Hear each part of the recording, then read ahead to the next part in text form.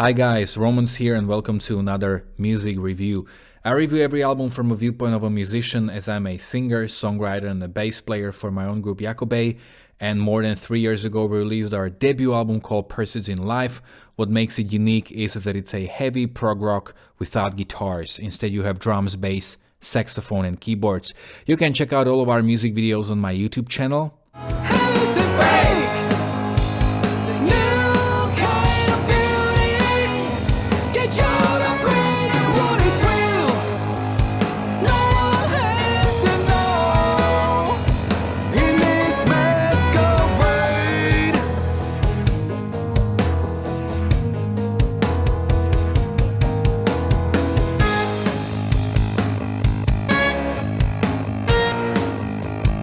And in the description of all these videos you will find all the information about where's the record available.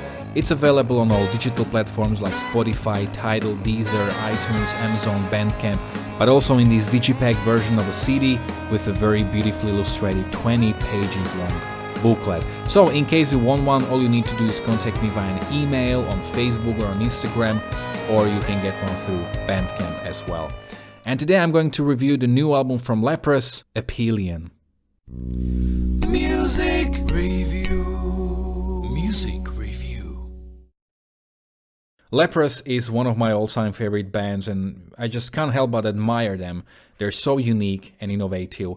And we go way back. Actually, their album Melina was among the first albums I reviewed back in 2017, and I also dropped the review for Pitfalls in 2019, which was not even 2 years ago, and this was at the time when I was finally adding audio samples to my reviews. So Aphelion is definitely one of the most anticipated records of the year. And before I start with this record, I would like to say that the way Leprous dealt with the whole coronavirus situation should be studied as a textbook example as to how to deal with a sort of a critical situation like this, because they were kind of lucky to finish their Pitfalls tour before the whole thing started, but still, you know, with all of their interesting live streams where they had different set lists, there were a couple of records that they played in their entirety with their experiments and stuff like that.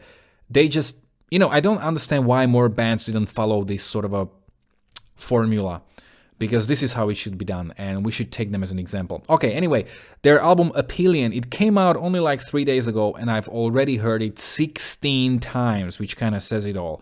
I was at my 17th listen actually. So let's dive right into the review.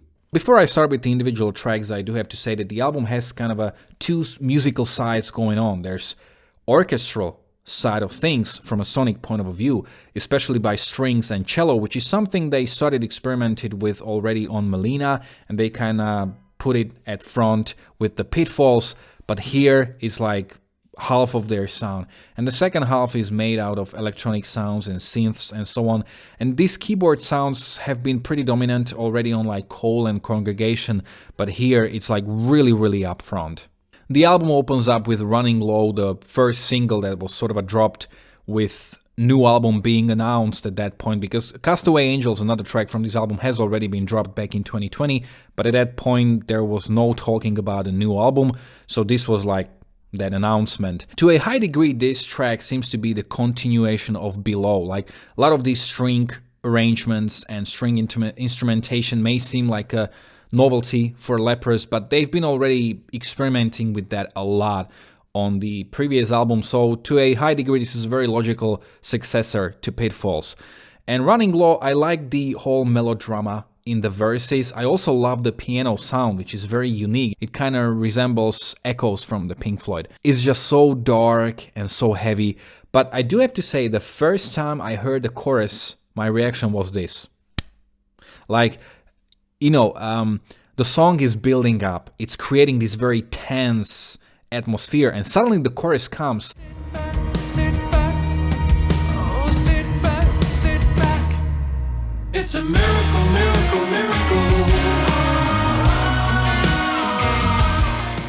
And it destroys everything that the song was building up until that point. And this is something I really hate in songs.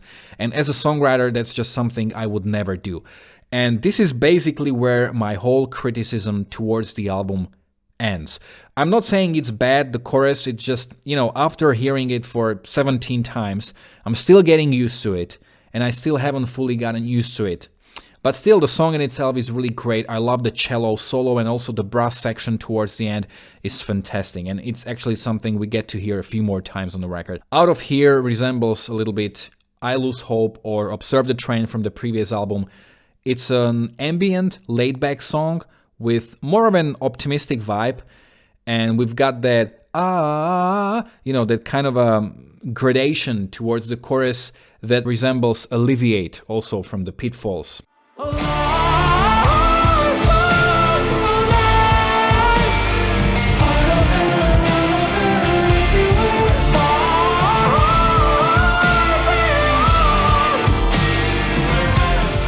Silhouette starts with a hip-hop electronic groove with a dark atmosphere, and the string arrangements in the verses are pure gold. There's plenty of ahs on the chorus, which is a bit on the heavier side. It's very catchy, but not too much. It's pure art. I love it.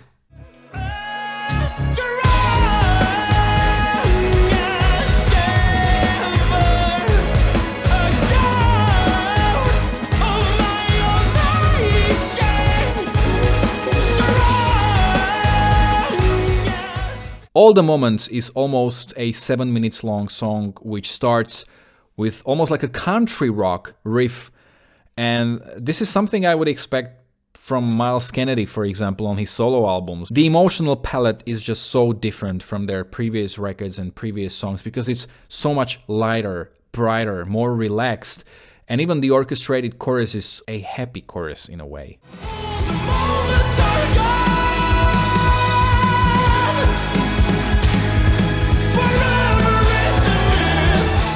Then we have this little segment which is ambient, jazzy, and almost like a chamber music. And this actually brings the big portion of Distant Bells from the previous album to mind.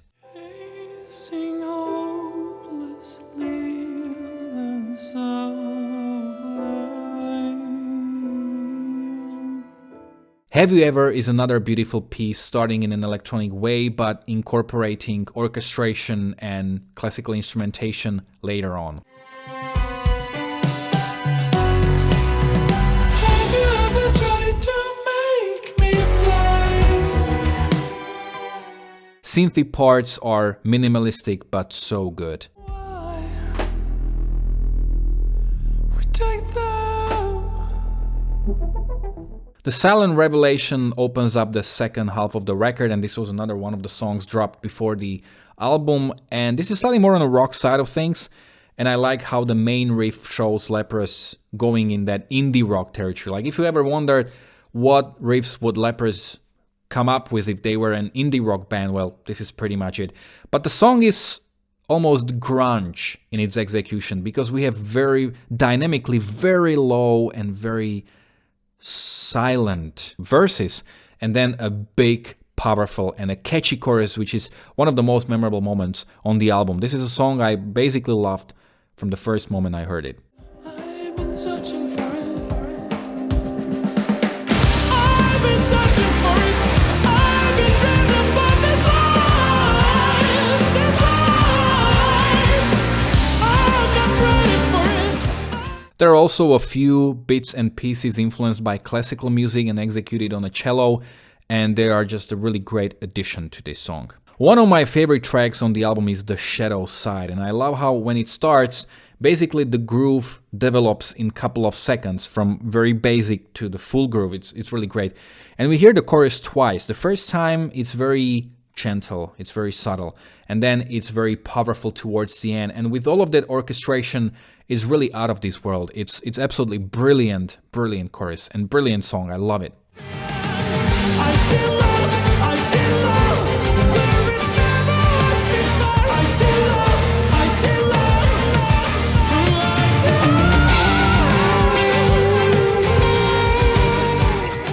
love. Okay, now we gotta talk about the track On Hold, which is already one of the best songs I've ever heard in my life.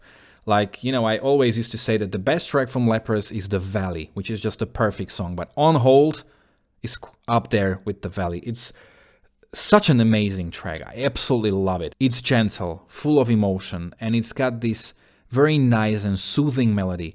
and it really makes you wait for more than 3 minutes for the chorus to kick in.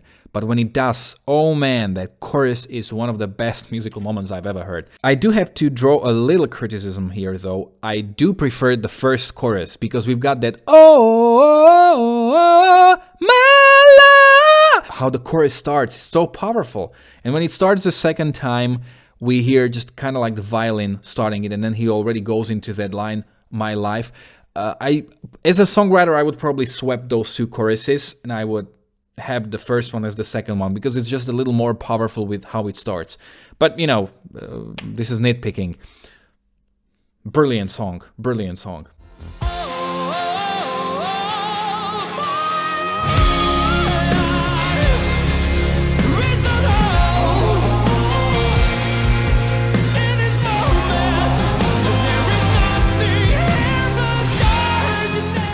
Castaway Angels is another triumph from the band, and I'm very glad that they put it on a record.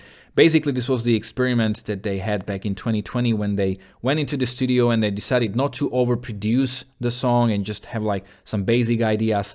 And it has such a beautiful melody, and also the build-up. You know, first time we hear the chorus, he sings it an octave lower. The second time, he's already up there, but singing it very gently, very tenderly. And then he kind of sings it with his full voice. And it's just such a beautiful melody, and it shows you that you don't need too much production. If you have a great melody, you have a great melody, you have everything. And it's so good. I absolutely love this track.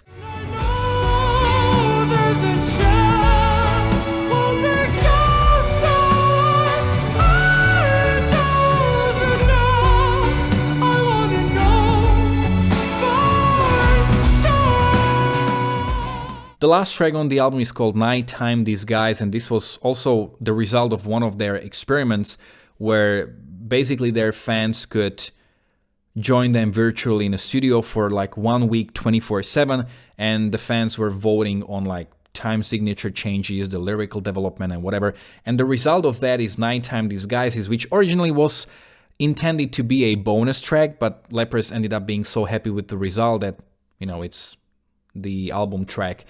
And I do have to say, this track, it's fantastic. I love this track. It's amazing. But it seems a little out of place because, you know, the first 9 tracks, that's like the new style and the new sound of Leprous. And this is the only track reminiscent of their older style, just like the tracks Foreigner and mainly The Sky is Red on Pitfalls. So here it's Nighttime Disguise. And maybe some people who would be new to the band, they wouldn't necessarily find this track that interesting. I don't know.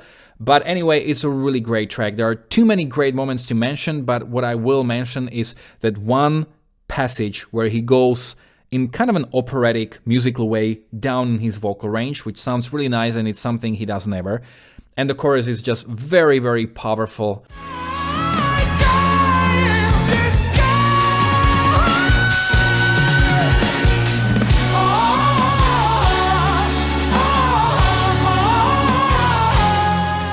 And also the thing that many fans seems to be getting excited about is him using or utilizing the extreme side of his vocals towards the end of the song, which is something he hasn't done since The Congregation. Like the previous 2 albums were completely devoid of any extreme vocals. Okay, so to sum up, I think you can already tell that this is already one of my all-time favorite records. And like, quite honestly, I haven't been this blown away by a new album in like, I don't even remember being blown away this much in like the last 5-6 years. It's so good. It's so good actually that I ordered it on LP, and I really want to experience this record at least a couple of times listening to it on an LP. Brilliant, brilliant record. In many ways, this seems like the exaggeration of Pitfalls. And while I really loved Pitfalls, it actually ended up being my favorite record of 2019, along with 2 other records, because I just couldn't make up my mind. But this album, I seriously see this as the album of the year. I don't think anything will come close. Brilliant, brilliant record. I do, however, have to say, if you didn't like Pitfalls, I don't think you're gonna like Aphelion. So, yeah, you know, what really makes this record so great, apart from me basically wanting to listen to this and nothing else, is how much it inspires me as a musician. Like, when I'm already thinking about my 3rd album, there are certain tracks where I will definitely think about this record, like, let's approach the song like this, or let's take this song structure, or whatever, you know. It will it is inspirational for me. Did you like this video? If you did, and if you like the videos I'm making, consider supporting me by purchasing my debut album Pursuits in Life 1. Because I include audio samples in my reviews and thus I make them the most informative and entertaining to watch, I usually run a risk of getting a copyright claim, meaning that I won't be able to monetize my videos and whatever money a video earns goes to the author of the audio samples. I have no problems with that. These artists and bands, they deserve all the money they can get, but these videos are extremely time consuming for me, and especially now when I'm working on my second album and having zero free time. This is my first review in 2 months. It's just, this is basically the best and the only way how you can support me, by buying my debut album. And if you like Leprous because they are unique and innovative and one of a kind, you're gonna really love my band, because I think we're that as well. Have you heard this album already? If you have, you can let me know in the comment section below whether you agreed or disagreed with me. If you are a Leprous fan, you can let me know how well do you think it compares to their previous albums, maybe which one is your favorite one. You can follow me on Facebook or on Instagram. You can find links to both in the description of this video below. Also, if you like this video, don't forget to like, to share, to subscribe. You can check out my own original music, my live performances, my very successful Worst to Best series, and quite a lot of other series and videos as well. Thanks a lot for watching.